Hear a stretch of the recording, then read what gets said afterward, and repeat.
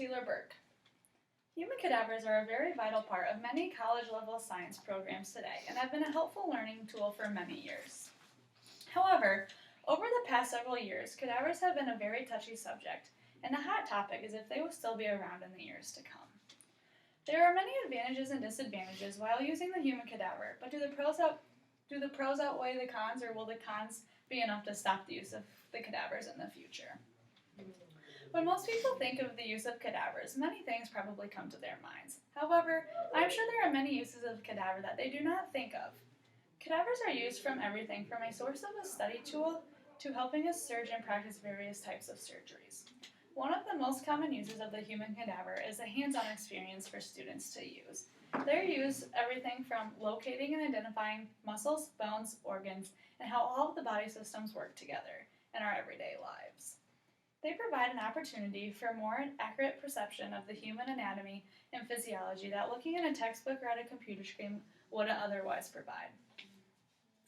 Not only do cadavers provide as a study tool, but also practice tools for surgeons. Before surgeons perform surgery on real patients, many of them practice on cadavers.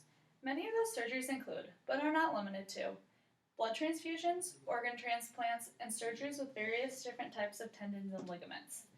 Cadavers has also been a source of many different innovations in the medical world. Cadavers have been used in various different ways to test different medicines and how they affect the body in different ways, weapons, forensic science experiments, and even technology advancements such as what kind of airbag should be used in which type of car and where they should be located to have the best results. Due to the recent controversy raising questions about if a cadaver should be used or done away with, some studies have been done to show how helpful the cadavers really seem to be in our everyday lives. In one of the studies, students that have the availability to practice and study on the cadavers scored higher on both identifying the human body, and they also scored higher while explaining the physiology behind it.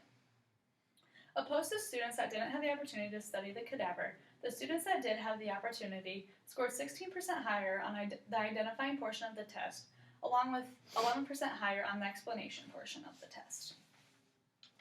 While researching, I found some very interesting points about what the human cadaver has to offer to people. Students will get no better hands-on experience as they will when working hand-in-hand with the human cadaver. Not one person will ever have the same human anatomy as the next.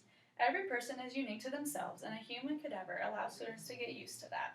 It allows them with a variety that a book with pictures, simulation software, and plastic bodies do not provide.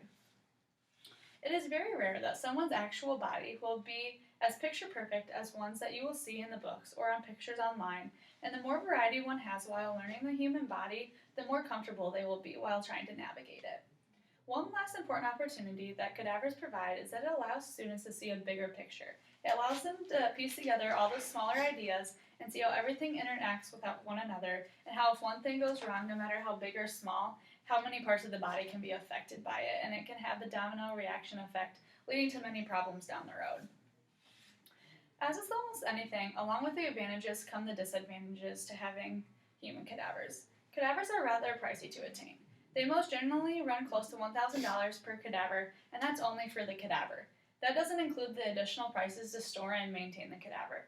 Some colleges just don't have the funding to provide for their students a cadaver without raising their prices tremendously. Another disadvantage could possibly be that the sight and/or smell for some students of the cadaver could cause them to feel queasy or to even pass out. However, a lot of times, students will grow even more comfortable with the cadaver the more they interact with it, and by the end of it, they can usually outgrow the side effects of being around it.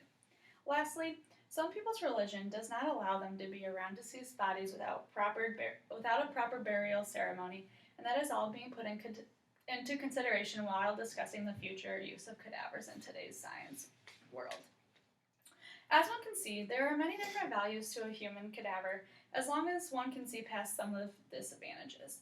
I am very thankful every day that I have the opportunity to go to a school that provides me with a cadaver to work on, and I believe that it has truly enhanced my learning and understanding of the human anatomy and physiology and will greatly help me in the future.